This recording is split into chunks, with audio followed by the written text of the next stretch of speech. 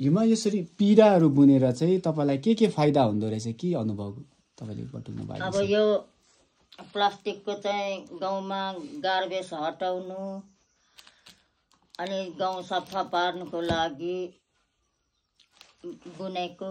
ए हजुर हजुर। यो चाहिँ उहिले सानोदेखि बाबु आमाहरूले सिकाइल्याएको। हजुर, यसमा कहीँ न कहीँ बाबा आमाको माया पनि छ। माया पनि छ। हजुर। अनि यो बेचेर चाहिँ अब अलिअलि पैसा पनि देख्नु पाउँछ। काम गर्न जानु सकिँदैन, बुढी भयो। रीति संस्कृति अनि परम्परालाई जगाउँदै यति बेला हामी देख्न सक्छौँ युमाले पहिला विगत दिनमा पिराहरू मकैको खसेलाले बुन्ने गर्थ्यो भने परालले पनि बुन्ने गर्थ्यो।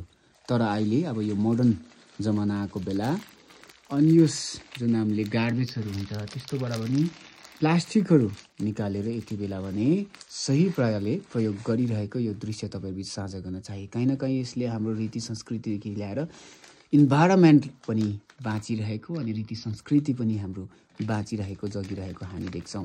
र यहाँलाई जानकारी गराउन चाहन्छु, हाम्रो युमा ख्याउते निवासी हुनुहुन्छ। योक्सम डुब्डी जिपियुको ख्याउते वार्डको ख्याउतेमै उहाँ बसोबास गर्नुहुन्छ। युमा यही भिडियोबाटै तपाईँको नामहरू पनि भनिदिनुहोस् न। मेरो नाम आइतिमाया लिम्बू। युमा यहाँ चाहिँ अहिले तपाईँले यो पिराहरू बुन्नु हुँदै रहेछ, के को यो चाहिँ? यो चाहिँ परालको है।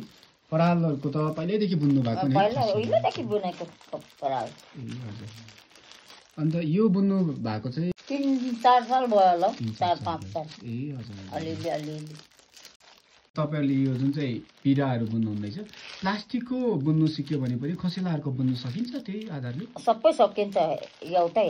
सबै एउटै हो है? एउटै। ए हजुर हजुर। त्यो बनाउने मात्रै चिज मात्रै बेग्लै तर बुन्ने तरिका चाहिँ सेम एउटै। ए हजुर हजुर। युमा अब अहिले चाहिँ के छ भन्दाखेरि चाहिँ नि यो जति पनि गार्बेजहरू हुन्छ नि यसलाई चाहिँ अलिक घटाउँ भन्ने सबैको सोच हुँदाखेरि चाहिँ यसरी पिराहरू बुन्नुपर्छ अनि यस्तोहरू बनाउनु पर्छ भन्ने कुराहरूलाई लिएर चाहिँ एकदम ध्यान दिइरहेछ सबैले। अन्त यस्तै पाराले चाहिँ तपाईँले कसै गाउँतिर कुनै सहरतिर कसैलाई सिकाउनु लागि पनि जानुभएको छ यताउता? अस्ति गेजिङ जिल्ला भवनसम्म गयौँ, तर अब सिक्नेले सिक्यो होला अलिक, नसिक्नेले अब कोही अल्छी मान्नेले सिकेन।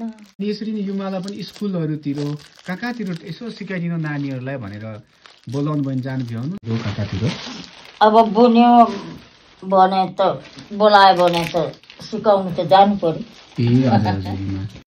त्यसो भए चाहिँ यो भिडियो मार्फतबाट अब स्टुडेन्टहरू यदि सिक्न चाहनुहुन्छ, कुनै पनि स्कुलमा सिकाउन चाहनुहुन्छ भने चाहिँ युमा चाहिँ अब बिचरा उहाँ फौजी जहिले पनि इन्ट्रेस्टेड हुनुहुन्छ। उहाँले यदि सिक्ने भने सिकाउँछु भनिरहनु भएको छ। यसर्थ तपाईँहरू पनि इन्ट्रेस्टेड हुनुहुन्छ भने उहाँसँग सम्पर्क गर्न सक्नुहुनेछ। अनि यहाँलाई जानकारी गराउन चाहन्छु, युमाले चाहिँ धेरै साल अगाडिदेखि बुन्दै आउनु भएको। उहाँहरूले चाहिँ विगत उहाँहरू अलिक सानसानै हुँदाखेरि चाहिँ खोसेलादेखि ल्याएर यसरी यो तपाईँले देख्न सक्नुहुन्छ परालको खसेला पराल। हजुर, परालको उहाँले बुन्नु भएको रहेछ। र अहिले चाहिँ वेस्ट म्यानेजमेन्टमा पनि अब एकदम फोकस गरिरहनु भएको छ। हामी त सबैले गरिरहेको छौँ। र यसलाई पनि जुन चाहिँ वेस्ट मेटेरियलहरू छ यसलाई हामीले जराबाट मेटाउनु त सक्दैनौँ, तर यसलाई ओभरकम अथवा यसलाई कम्ती गरेर हामीले ब्यालेन्स चाहिँ गर्न सक्दो रहेछौँ। र त्यो चाहिँ कसरी भन्दा चाहिँ यसरी पिराहरू बनाएर है हामीले यसलाई युजहरू गरेर चाहिँ हामीले सक्दो रहेछौँ भन्ने पनि हामीले बुझ्न। युमा यो प्लास्टिकलाई चाहिँ यसरी बनाउनुको लागि चाहिँ पहिला चाहिँ खोज्नु पर्यो होला, थुपार्नु पर्यो होला, त्यहाँदेखि चाहिँ यसलाई काट्नु एउटै साइजमा कि धुनु त्यसलाई अगाडि? यसलाई पहिला धुनु, त्यहाँबाट सुकाउनु, त्यहाँबाट काट्नु पर्यो एउटा साइजमा। एउटै साइजमा काट्नु पर्यो युमा, अनि बुन्नु पर्यो। ए हजुर। युमा त्यो काटेको साइजहरू देखाइदिनुहोस् न एउटा दुईटा। ए यसरी चाहिँ काट्नु पर्यो। काट्ने तरिका पनि यसको यस्तो छ, टक्क बिचबाट फोडेर। ए हजुर हजुर। हेर्नुहोस् न दर्शकबिन, यो एकदमै राम्रो रहेको छ। उहाँले काट्ने तरिकादेखि ल्याएर कसरी काट्नुपर्ने, यसलाई कसरी बुन्नुपर्ने सबै कुरा यहाँ हामी यो भिडियो मार्फत देख्न सक्छौँ। र उहाँले यसरी गार्बेजबाट प्लास्टिकहरू कलेक्सन गर्नु भएर यहाँनिर देख्न सक्नुहुन्छ। यसलाई पिरामा कन्भर्ट गरेर उहाँले बुनिरहेको हामी देख्छौँ। हो भला यसले गार्बेजहरू सबै यसको प्रब्लमै सल्भ नहोला, तर कहीँ न कहीँ गार्बेज डेली त्यो बाटोमा लडिरहनुभन्दा पिरा बुनेर प्रयोग गर्नु चाहिँ कहीँ न कहीँ फाइदा हो। कारण भोलिको दिनमा त्यो गएर हो, जस्तै अहिले हामीले गार्बेज पनि कुनै पनि आरआरसीतिर लग्यौँ, रिसोर्स रिकभरी सेन्टरतिर लग्यौँ भने त्यो कहीँ न कहीँ घुमेर फेरि पनि प्रयोग गरेर कुरकुरे लेसहरू फेरि बनेर आउँछ, अनि फेरि त्यो गार्बेज हुन पुग्छ।